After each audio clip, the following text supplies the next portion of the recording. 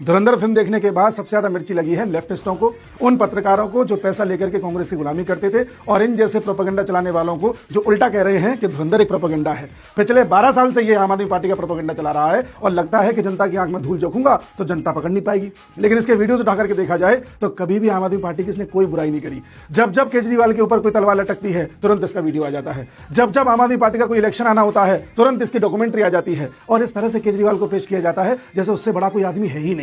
लेकिन ये नॉर्मल है, ये प्रोपेगेंडा है। इस तरह से ब्रेन वॉश करते आए हैं। आखिर ये लेफ्टिस्ट लोग परेशान किस बात से हैं? क्या पाकिस्तान की धुलाई से परेशान है, या दाऊद इब्राहिम की कंडीशन से परेशान है, या पाकिस्तान से जो नकली नोट यहां पर आते थे वो बंद हो गए इस बात से परेशान है, या इस बात से परेशान है कि भारत इतना ताकतवर कैसे हो गया, या फिर इस बात से परेशान है कि अतीक अहमद जैसे फरिश्ते को आईएसआई का एजेंट बता दिया? जबकि इन्हें पता होना चाहिए कि जब ये सुअर गिरफ्तार हुआ था तब इसने खुद को बोला था कि मैं आईएसआई का एजेंट हूं। इसकी एफआईआर में दर्ज था।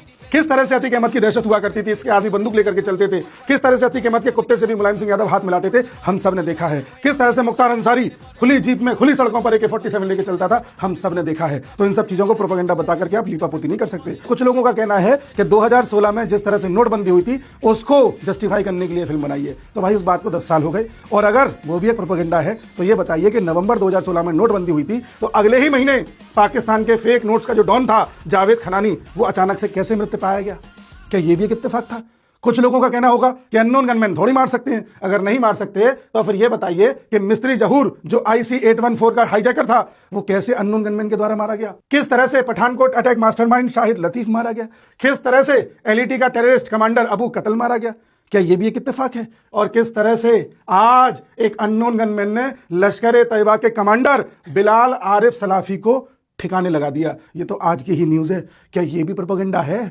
तुम सबको इस बात से दिक्कत है कि तुम्हारा पूरा जो नेटवर्क चलता था ना, ये उर्दू वुड का, दाऊद इब्राहिम का, फेक करेंसी का, पाकिस्तान के आगे हाथ जोड़ने का, पॉलिटिशियंस का, हथियारों का, ड्रग्स का, इन सबको कई जगहों से काट के साइड कर दिया गया है। तुम्हें इस बात से दिक्कत है। तुम्हें इस बात से दिक्कत है कि तुम पिछले 70 साल से उर्दू वुड के नाम पर जो हमारे दिमाग में भर रहे हो, अब वो तुम्हारा एक्सपोज होने लगा है। 50, 60, 70 के दशक में इन लोगों ने हमारे दिमाग में डाला कि कैपिटलिज्म बेकार होता है, सोशलिज्म अच्छा होता है। आप गौर करिए, जब अमिताभ बच्चन की फिल्में आती थी तो किस तरह से अमिताभ बच्चन को एक मजदूर दिखाया जाता था, एक प्रताड़ित मजदूर, और उस पर प्रताड़ना कर कौन रहा है? फैक्ट्री का मालिक। यानी जो भी फैक्ट्री लगाएगा वो तो शैतान ही होगा। उसको नेगेटिव लाइट में दिखाया जाता था जिससे देश में सोशलिज्म को आगे बढ़ाया जाए। ये नेहरू की मानसिकता थी। उसके बाद धीरे धीरे हमारे यहां पर एक कल्चर लाया गया कि बिल्ला नंबर 786 पहन लो तो तुमको गोली नहीं लगेगी। और फिर उसके बाद 90 का दशक आता है। उन दिनों खान्स की प्रवृत्ति ज्यादा बढ़ने लगी, बड़े बड़े गैंगस्टर फिल्मों में आने लगे। उधर दाऊद इब्राहिम का सिक्का बोल रहा था और इस बात को जस्टिफाई किया गया कि अगर हाथ में गन लेके चल रहे हो तो कोई बड़ी बात नहीं है। इस तरह से प्रोपेगेंडा चला करके हमारे दिमाग में जो भूसा भरा गया है इसको साफ कर रही है ये फिल्म, इसलिए इनको मिर्ची लग रही है। और सबसे बड़ा एग्जांपल 26/11 का हमला, जिस हमले के तुरंत बाद दिग्विजय सिंह और कांग्रेस ने पूरी तैयारी कर ली थी कि इसे RSS की साजिश बता देंगे। किताबें लॉन्च हो रही थी, बड़े बड़े फिल्म के डायरेक्टर किताबें लॉन्च करवा रहे थे कि ये तो हिंदू आतंकवाद है, RSS की साजिश है।